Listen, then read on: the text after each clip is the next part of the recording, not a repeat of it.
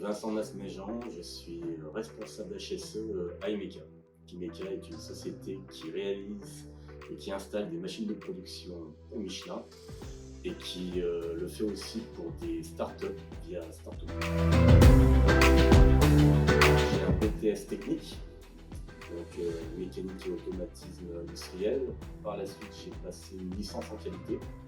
Et j'ai découvert le poste de responsable HSE travaillant en découvrant le poste. Réduire les risques vis-à-vis de la sécurité des personnes, donc la sécurité physique, les blessures, mais aussi les risques psychosociaux. Et il y a aussi toute la partie réduction des risques pour l'environnement au niveau des rejets dans l'air, dans l'eau, de polluants, réduction de la consommation des énergies et tri des déchets. Relationnel avec les personnes, il faut savoir les écouter, prendre en compte leurs remarques, mettre en place des actions par rapport à ce qu'ils ont demandé. Voir que les gens sont complètement engagés dans la démarche, travailler avec des EPI adaptés, que les règles sont claires, les consignes également, que leurs doléances ont été prises en compte, que les choses avancent. Les gens rentrent naturellement dans la démarche et c'est super motivant.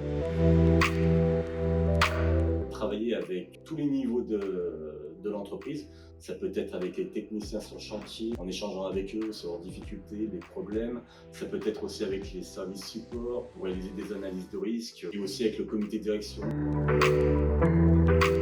Et toute la partie veille réglementaire, il faut vraiment se tenir au courant des dernières avancées, des dernières règles, ça change tout le temps.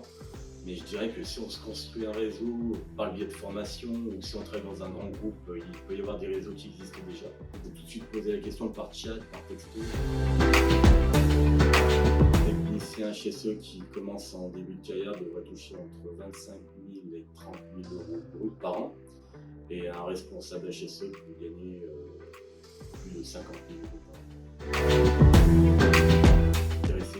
L'aspect environnemental, tout l'aspect sociétal, la réduction des déchets, la réduction de la consommation d'énergie. Là, on sort de la théorie, on est vraiment dans la pratique.